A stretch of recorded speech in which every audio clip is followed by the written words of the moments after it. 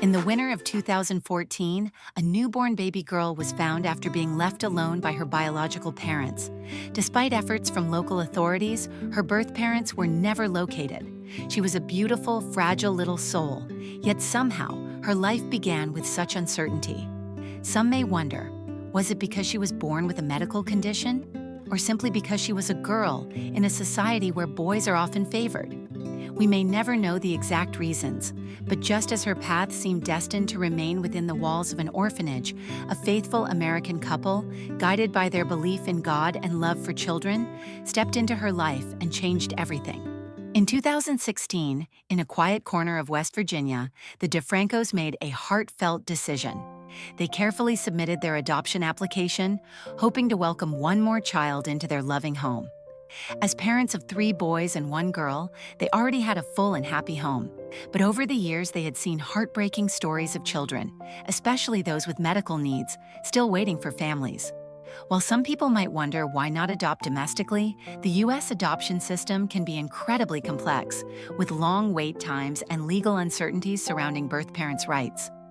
For many families, international adoption becomes a more accessible and stable path.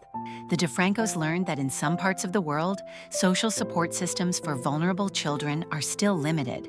They felt a deep calling, believing that somewhere out there, a child was waiting just for them. At the time, China had one of the most established international adoption programs, and so, with faith and determination, they began their journey to bring home a child from China.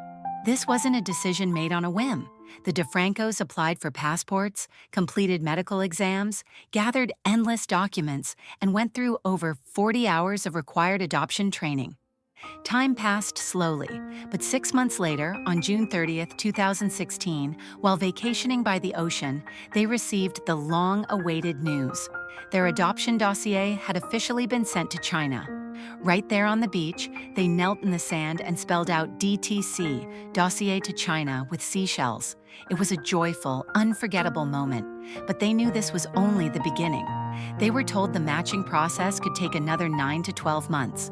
A few months later, a profile arrived. A little girl, just 18 months old. Her name was Julia. Her caregivers wrote, "Julia is described as an adorable and curious little girl with big, bright eyes. She loves to giggle and always has a smile on her face. She will flourish in a home where she receives the loving and nurturing care she needs."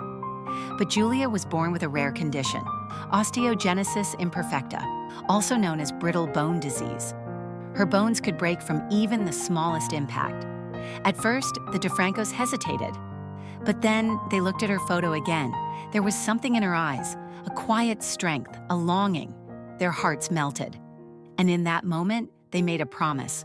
No matter how difficult the road ahead, they would bring her home. From that moment on, the Defrancos began sending care packages across the ocean.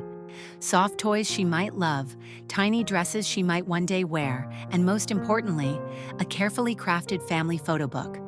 They hoped that every time she looked at those pictures, she'd know, there is a family out there, and they already love you. But soon, they discovered something heartbreaking. The orphanage, more like a small, underfunded baby home, lacked even the most basic resources. For a child with brittle bone disease, they didn't even have calcium supplements. That was a terrifying thought. The Defrancos knew they couldn't wait. They reached out to friends and family, then posted on Facebook. The response was overwhelming. In just a few days, they raised over $4,000. Every dollar went toward vitamins, nutrition, and calcium. They packed a large box, filled to the top with hope and healing, and prepared to bring it with them to China. On September 30th, 2016, their visa was finally approved.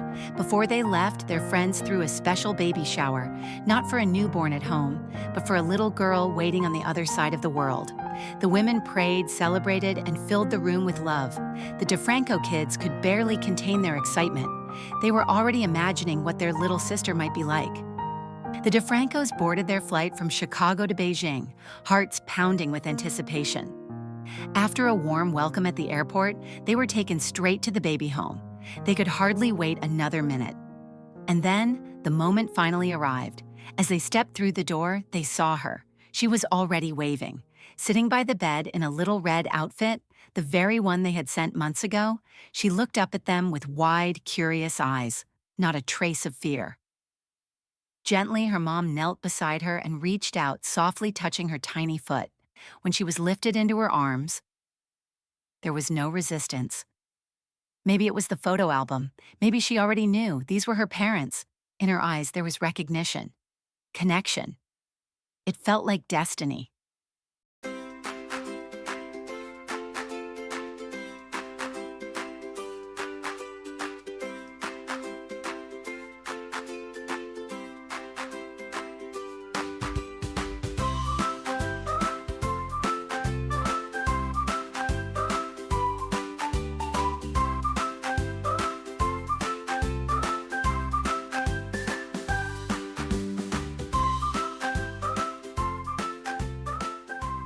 Dad joined in to play, and before long, she wouldn't let them out of her sight.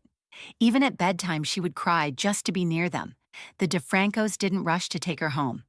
They chose to stay close by the orphanage for a few days, learning her routines, feeding her, changing her clothes, giving her baths, tucking her in for naps.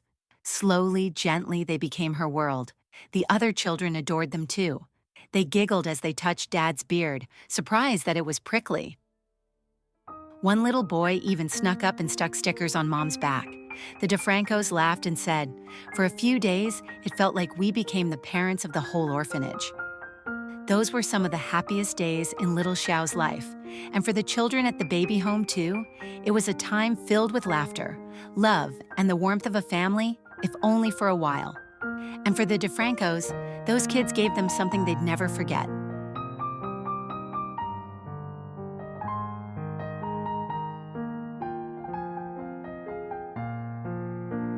During their stay in Beijing, the Defrancos took some time to explore the city. They visited the Great Wall and the Forbidden City, but what they loved most were the old hutongs, the winding alleyways of traditional Beijing. Life there felt real and alive. You could find everything: street vendors, tiny shops, laughter echoing through narrow lanes. At one food stall, they came across something truly unexpected: deep-fried scorpions. Dustin panicked, laughing, "No way I'm eating that." His wife couldn't stop giggling as she snapped photos of the moment. It was their first time truly stepping into their daughter's birth country, and everything felt new, vibrant, and full of wonder. Next, they traveled south to Nanning, the city where Xiao was born. There, they completed the official adoption paperwork. In a quiet office, her tiny foot was gently pressed into red ink and stamped onto the final documents. One little footprint, marking the beginning of a brand new life. The moment they received the adoption certificate, they couldn't wait to share the news. They posted it online, and messages of joy and congratulations poured in from all over. Along the way, they explored more of China's natural beauty, feeding goldfish, visiting elephants, giraffes, and of course, pandas. Xiao absolutely loved the pandas. She clapped, waved, and squealed with delight. Every day was filled with joy, laughter, and discoveries she had never experienced before. Even in the hotel room, the fun never stopped. Her parents took turns making her laugh. "She loves to hold my hand," her mom said with a smile. "Sometimes, she won't even let go, not even when she sleeps."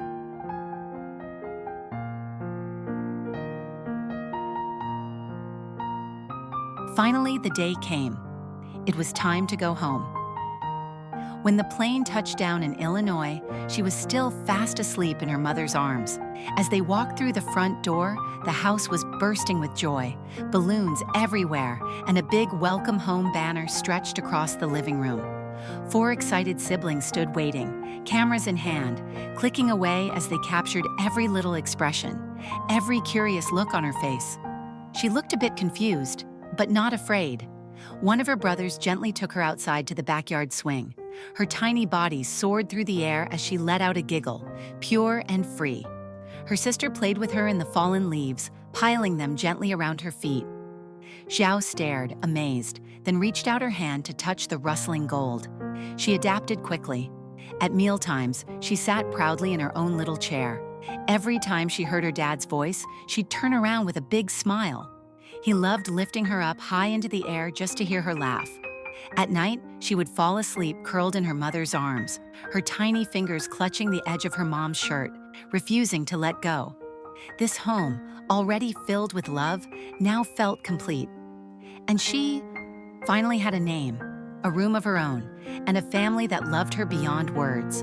This journey crossed oceans. But more than that, it crossed the loneliness of fate. Because someone, somewhere, was willing to travel across the world just to hold her hand.